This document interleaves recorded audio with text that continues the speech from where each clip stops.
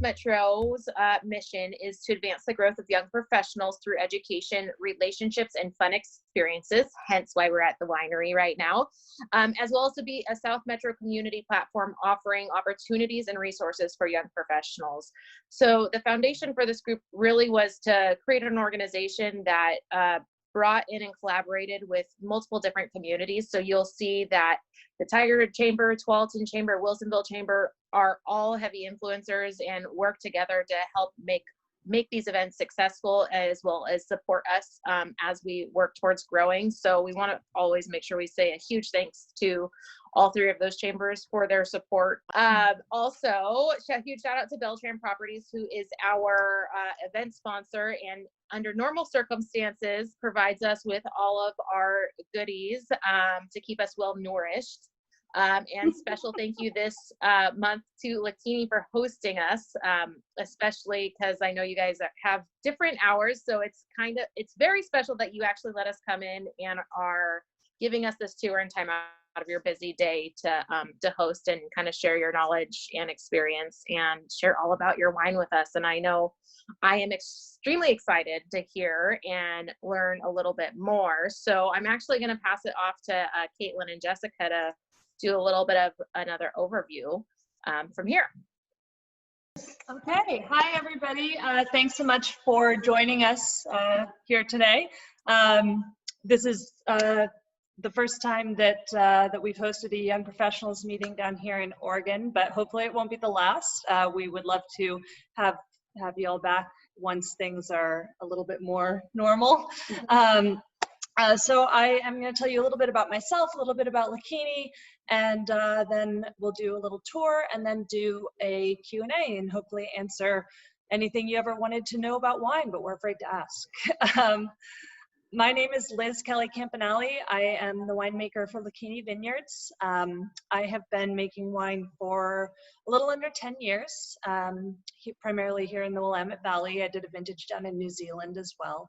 And I got into it, I actually went back to school for winemaking.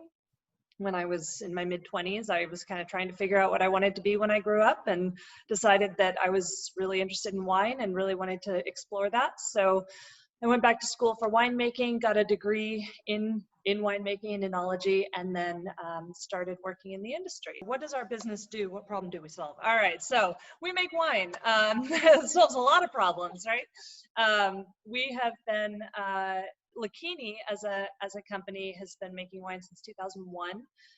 We have a biodynamic estate vineyard, which is located down just outside Newburgh. We make all the wine here in Tualatin. So during harvest, we truck all of the fruit from our vineyard to the winery here. We also source a little bit of fruit from Washington State. So we bring in some Cabernet Sauvignon from up there. Primarily Pinot Noir though from our estate vineyard. As I mentioned, it's biodynamic. So what that means is it's kind of like organic plus. It is a way of farming that the goal is really to enhance the soil, not just to do no harm to the vineyard, but to actually leave the land better than you found it. So that is our farming method. We're really committed to that sustainable farming and winemaking practices.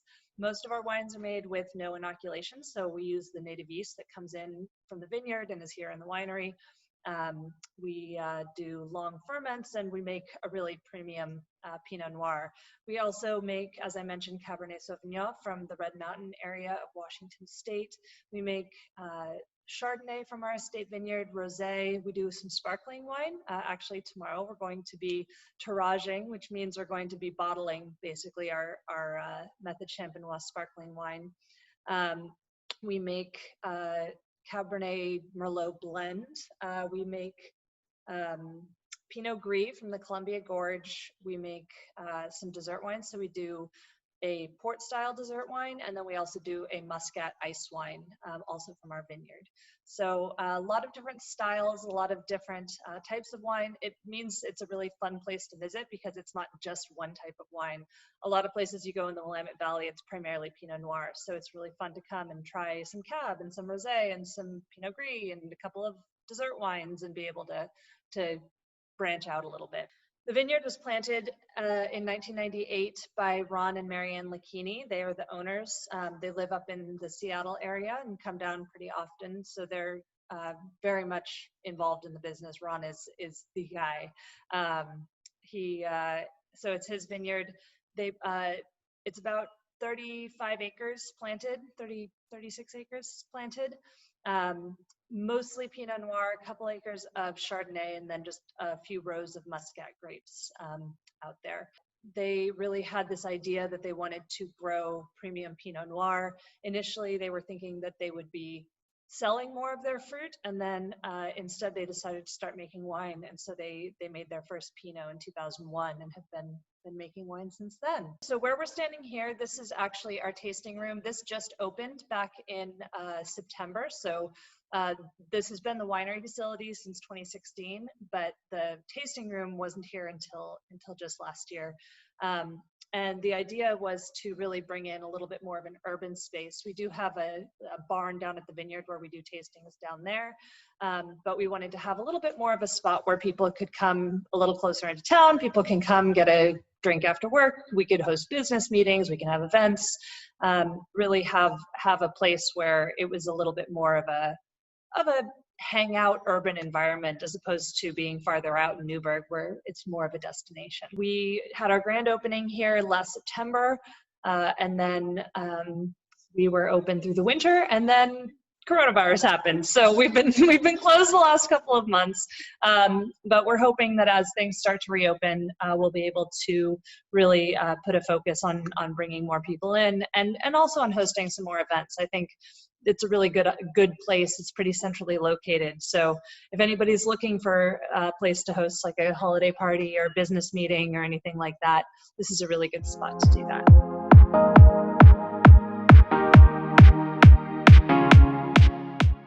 So we have a nice spot here set up for if you come in, there's some stools here. You can come and sit down and have a glass of wine. We also over here have some nice larger tables where you can come and sit if you want to have more of a meeting, or if you want to come and sit and enjoy some time with friends. This is a really great spot for that. We have kind of different seating areas with the idea that we kind of have the lounging area, and we have a couple of tables, and we have just sort of different spots that people can really make connections with each other. The tasting room here opens up into our barrel storage area, which is kind of cool. So you can kind of check it out. This is actually where we are aging all of the wines. So we have about 180 barrels in here currently that are full of wine, the 2019 vintage, and we will be bottling our first 2019 wines starting, well, I guess we bottled the whites already, but we'll be bottling the first reds from 2019 in the first in November and then again in April.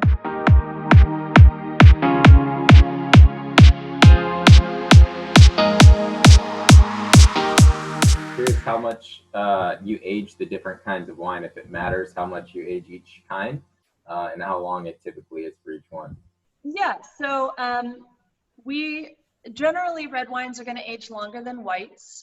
Whites and rosés usually you're going to, so all grapes get ripe in the fall. So you make pretty much all of your wine in the fall between September and October. And then generally white wines you'll age for maybe 3 to 5 months and before you're bottling. So we just bottled our,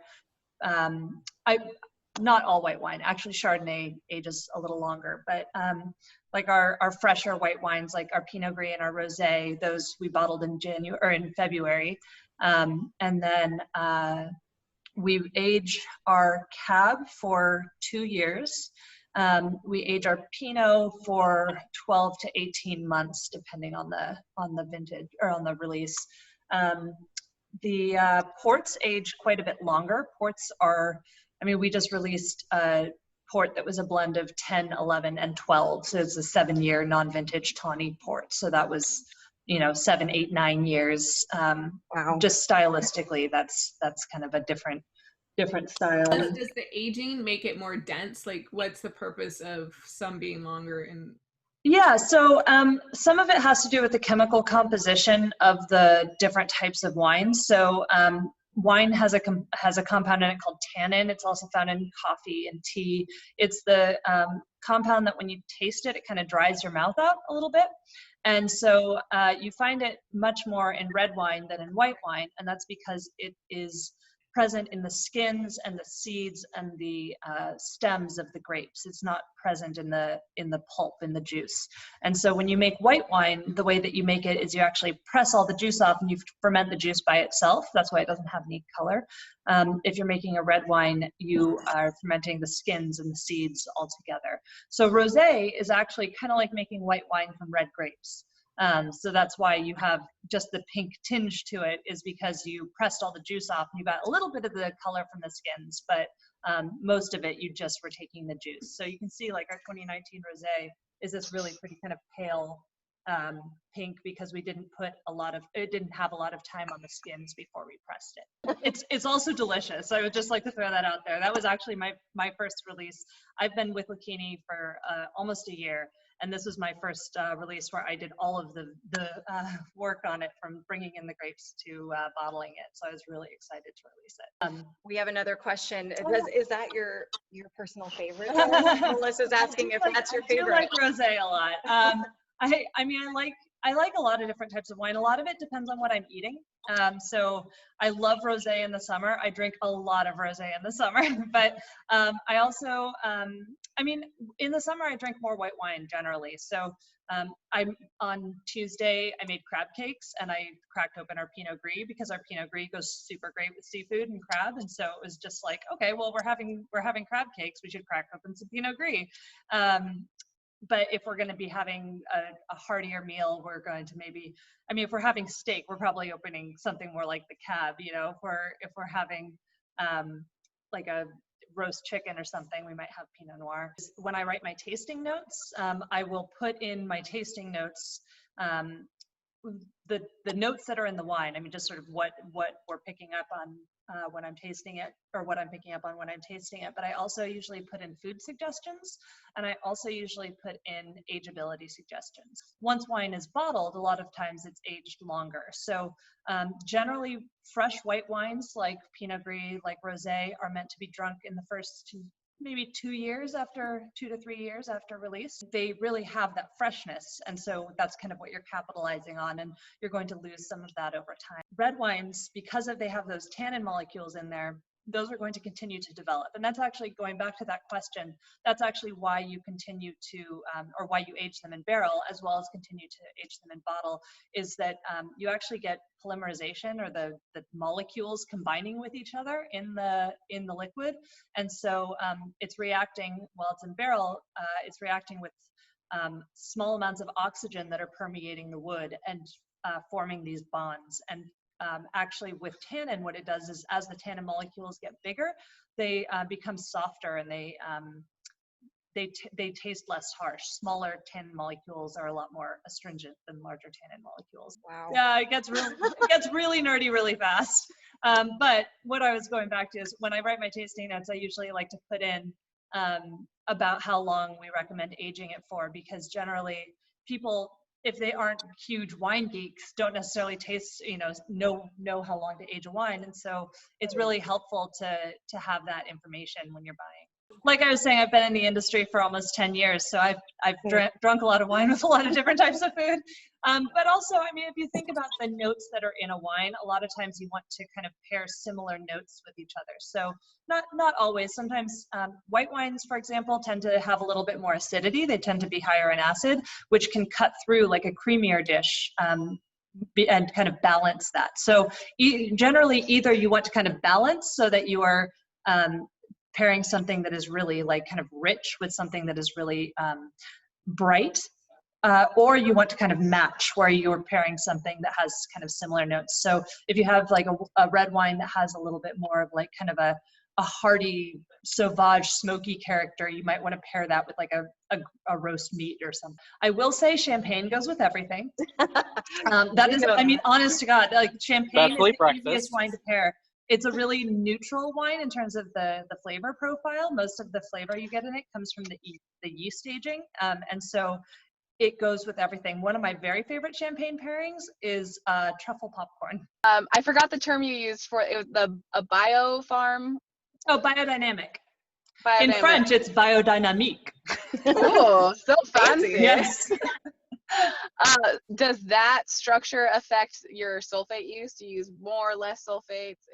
Or is it just pretty typical? I mean, it does a little bit, yeah. I mean, we farm biodynamically. Our wines are not certified biodynamic, so there are certain like biodynamic wines are like no sulfur use. We do use some sulfur. We do use low sulfite or low sulfur, but generally sulfites, I should say, get sort of painted as the bad guy in wine, which is it's a little unfair, actually. It's used. I mean, if you've ever had dried fruit, you've probably had more sulfites than you're going to get from a bottle of wine. I mean, the amount of sulfur that's actually in the wine is quite low, and it is. I mean, it's used a couple different points in the winemaking process. It's generally used when you bring grapes in as an antimicrobial to prevent any spoilage yeast in the wine, because there are actually a lot of different types of yeast, surprisingly. Though what we think of as wine yeast is Saccharomyces cerevisiae. It's actually the same species as what they use to brew beer, as what you use to bake. It's all Saccharomyces cerevisiae, and basically yeast eats sugar and puts out carbon dioxide and alcohol. So when you're baking, you're using it for the carbon dioxide to lift or to rise your bread. When you are making beer or wine, you're using it for the alcohol. But there are other species of yeast that are generally referred to as non-Saccharomyces yeasts. Some of them are beneficial. There's one that's been getting a lot of use in the last 5 years called Torulaspora delbrecki. That is a yeast that some of them are kind of referred to as cold soak yeast because they won't ferment to as high an alcohol level as Saccharomyces cerevisiae, but they will add some additional complexity. So one of the benefits actually to doing that native fermentation is that you're getting all of those non-sac yeasts that are present in the beginning of the fermentation that then kind of add that complexity before they kind of get outcompeted by the Saccharomyces.